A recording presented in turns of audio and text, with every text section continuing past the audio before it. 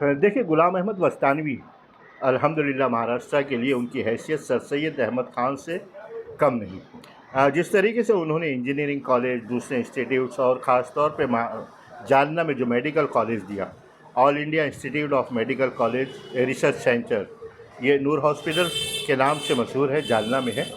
और इसकी जितनी भी तारीफ़ की जाए मौलाना वस्तानवी साहब की, वो कम है।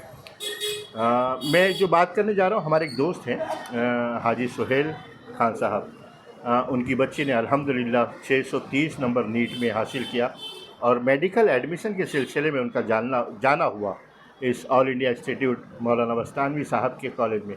लेकिन वीडियो बनाने का मकसद ये है कि जिस तरीके से उन्होंने जो बातें की और जिस अखलाकी गिरावट की बात की, मतलब यकीनन ये ज़रूरी होता है कि हम ये दर्शाएं, ये बताएं कि किस तरीके से जो लोग पढ़े लिखे होते हैं, बड़े होते हैं, उनको कम से कम अपनी अखलाकी कदरों को बचा कर रखना चाहिए। बताते हैं कि मैं जब ऑफ़िस में गया, दफ्तर में गया, मतलब पूरे सफ़र के बाद, तो 3-4 मुतव्वा टाइप मौलाना टाइप लोग बैठे हुए थे। मैंने सलाम किया, वालेकुम सलाम। मैंने कहा कि मैं मुंबई से आया हूँ और मेरी बच्ची के एडमिशन के सिलसिले में। तो जवाब ये था, तो उन्होंने कहा कि एडमिशन के सिलसिले में मैं तो दरियाफ़्त करना चाहता हूँ कि यहाँ पे फ़ीस कितनी है। बोले वो वेबसाइट पे है, आप देख लीजिए। 2 मिनट बात हो सकती है? बोले नहीं, वो वेबसाइट पे आप देख लीजिए। उन्होंने कहा कि मैं कम पढ़ा लिखा हूँ, मैं 7वीं पढ़ा हूँ। हालांकि वो झूठ कहा, उन्होंने पढ़े लिखे हैं। लेकिन जवाब ये आया कि नहीं, हमारे पास वक्त नहीं है, आप वेबसाइट पे देख लीजिए। एक दूसरा वाक़या इसी तरीके से, Vasantrao Pawar hospital medical college है ये नासिक में, वसंतराव पवार मेडिकल कॉलेज नासिक में। ये उसी सिलसिले में जब उनका वहाँ जाना हुआ, वो मवाजना कर रहे हैं कि हमारे अपनों की अखलाकी कदरें क्या हैं और दूसरों की अखलाकी कदरें क्या हैं। वहाँ पर नारायण माली नामी शख्स जो एडमिनिस्ट्रेशन में है, उनसे मुलाकात हुई। लाइन लगी हुई थी। लाइन लगने के बाद में ये हुआ कि ठीक है, 5-7 मिनट बाद इनका जब नंबर आया तो उन्होंने उनसे पूछा कि बताइए आप क्या है। बोले सर मैं मुंबई से आया हूँ। ओहो, बोले आइए बैठिए, क्या बात है। उन्होंने बताया कि मेरी बच्ची नीट में उसने 630 नंबर हासिल किए। बोले बड़ी अच्छी बात है।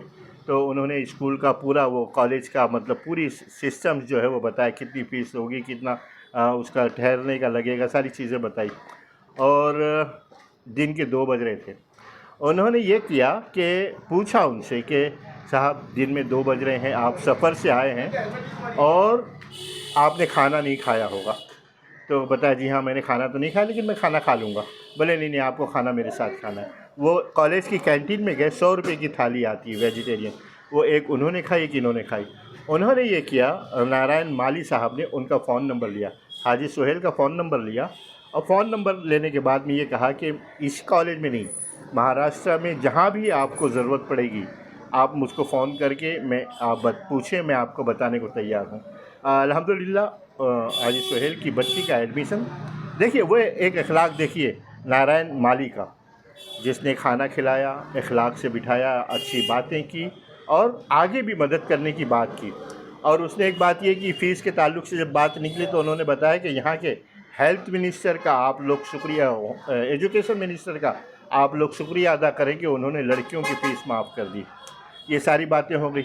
अल्हम्दुलिल्लाह उनकी बच्ची का एडमिशन यहाँ अलीबाग में हुआ। अलीबाग में हो गया। हो सकता है, मुमकिन है कि 2-1 उसके बाद में मुंबई में भी हो जाए।